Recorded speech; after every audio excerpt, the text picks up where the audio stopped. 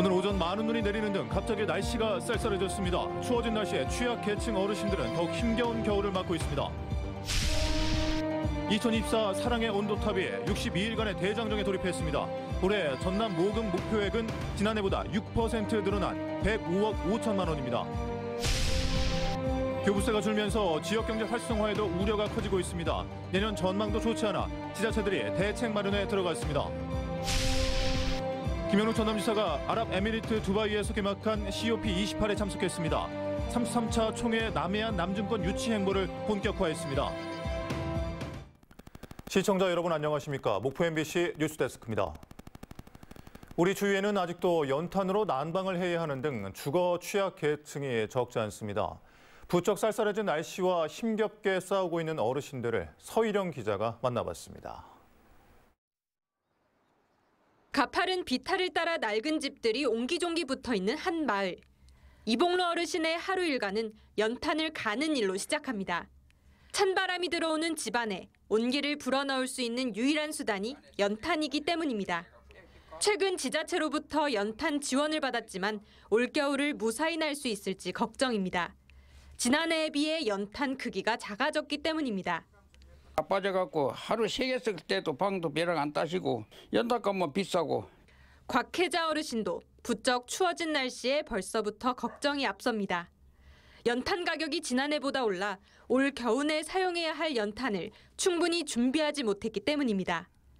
그러니까 이런 사람 들이도 못하고 일하고 있어 지금. 돈이 없으니까. 아침 일찍부터 폐지를 모아 생활비로 쓰는 어르신들. 칼바람을 뚫고 몸보다 큰 상자 묶음을 모아 팔아도 하루 버는 돈은 10,000원이 채 되지 않습니다. 몇 킬로 나왔어요? 10킬로 많이 나왔어요. 오늘. 얼마 받으셨어요? 5천 킬로에 이제 70만 원까지. 폐지를 수거하는 고물상에는 이른 시간부터 어르신들의 긴 줄이 이어져 있기도 합니다. 일찍 찾아온 한파에 올겨울 많은 눈마저 예보되면서 취약계층의 한숨이 깊어가고 있습니다. MBC 뉴스 서희령입니다. 소외계층에게 사랑을 나누는 희망 2024 나눔 캠페인 사랑의 온도탑이 62일간의 대장정에 돌입했습니다. 사랑과 나눔의 지표를 곧바로 보여주는 사랑의 온도. 올해는 몇 도까지 올라갈까요? 안준호 기자가 취재했습니다. 목포의 한 노인복지관입니다. 무료 급식으로 점심을 해결하기 위해 어르신들이 찾아왔습니다. 올해는 경기가 좋지 않다 보니 생활고를 걱정하는 어르신들이 많고 양로원과 복지관 등에는 취약계층을 위한 나눔의 손길이 예년보다 줄었습니다. 겨울철에는 어르신들이 김장이나 난방료 지원이 매우 필요한 상황이에요. 왜냐하면 이제 경제적 좀 어려우신 분들도 주변에 많이 있으시기 때문에.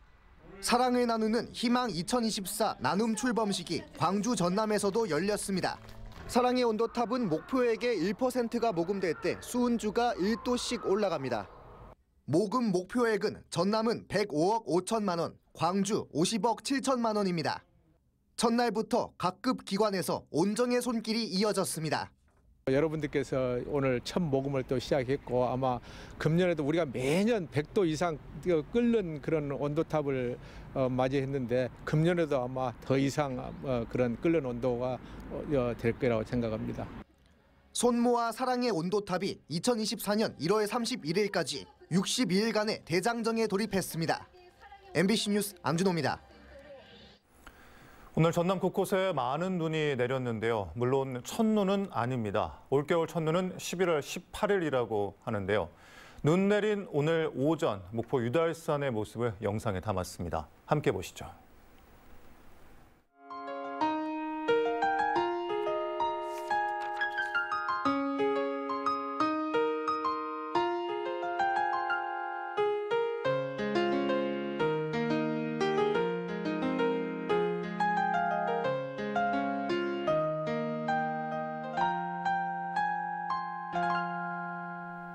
다음 뉴스입니다.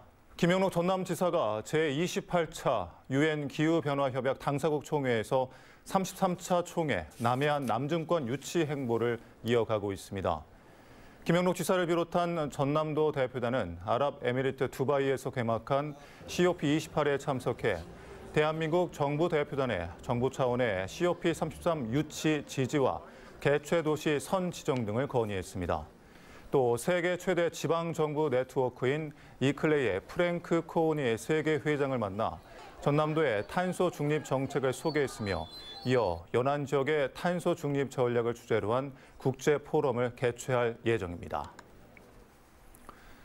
전라남도가 정부의 감염병 관리 사업 우수 기관으로 선정돼 보건복지부 장관 기관 표창을 수상했습니다. 전라남도는 코로나19 확산 시기에 노인 인구비가 전국에서 제일 높은 24.3%로 대응에 어려움이 있었지만 선제 방역으로 실제 사망률을 낮춘 점과 재택치료 방안 등 현장의 문제점을 중앙에 건의해 개선을 이끌어낸 점을 높게 평가받았습니다. 목포경찰서는 수입차 서비스 센터에서 차량을 훔친 용의자 검거를 위해 수사력을 집중하고 있습니다.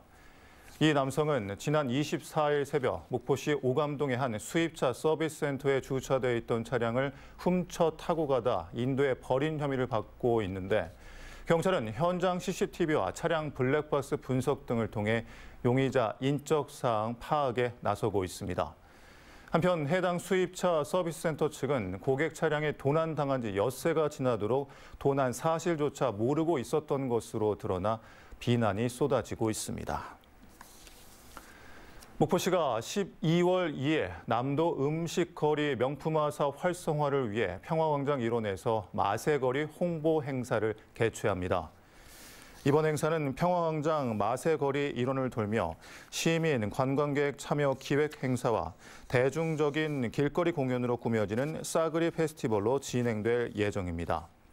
남도 음식거리 명품화 사업은 전라남도에서 지정한 남도 음식거리 17곳을 활성화하기 위해 지난 2022년부터 시행한 사업입니다.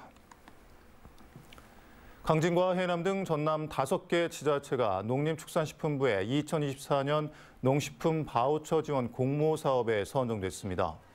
농식품 바우처는 농식품부가 취약계층의 식품 접근성 강화와 국내산 신선 농산물의 지속 가능한 소비 체계 구축을 위해 국내산 채소, 과일, 육류 등 농식품을 구입하도록 전자카드를 지원하는 사업입니다. 선정된 지역의 중위소득 50% 이하인 기초생활수급자와 차상위 계층 12,457가구에는 6개월간 월 8만 원의 농산물 구입권이 지원됩니다. 현대사무중공업이 안전 및 에너지 관리 전담 컨트롤 타워를 출범하고 무제 작업 환경 조성에 나섰습니다. 통합관제센터는 기술 기반 안전 플랫폼을 구현하고 회사 내 사고 예방 및 신속한 출동체계 구축을 위한 2119 안전관제센터와 에너지 사용 및 탄소 중립 정책 강화를 위한 전문 관리 조직인 에너지 관제센터로 구성됐습니다.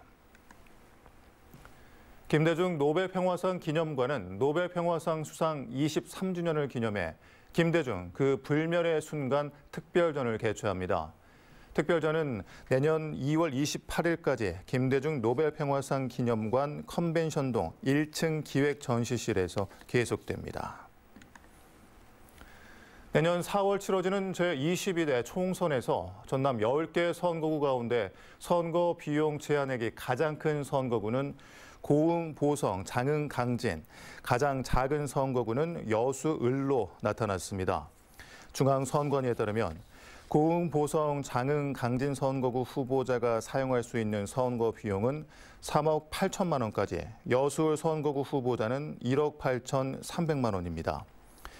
후보자가 당선되거나 유효 투표 총수의 15% 이상 득표한 경우에는 선거 비용 제한액 범위 안에서 정당하게 제출한 선거 비용 전액을 10% 이상, 15% 미만 득표한 경우에는 절반을 돌려받습니다.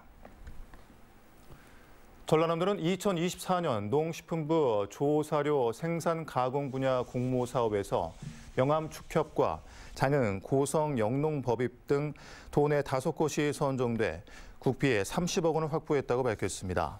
이는 전체 사업비 가운데 42%로 전국에서 가장 많은 규모며 조사료 가공시설은 건축비와 설비 등의 9억 원을, 조사료 유통시설은 저장시설과 소포장 등 12억 원을 지원받아 양질의 국내산 조사료를 생산, 유통하게 됩니다.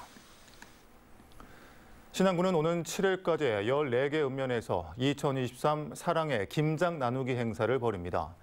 김장 나눔 행사는 배추와 소금, 젓갈 등을 신안지역 농산물로 사용해 김치에 2만 9천 포기를 4,800여 세대 저소득 홀몸 노인, 장애인 가정, 한부모 가정, 경로당 등에 전달합니다.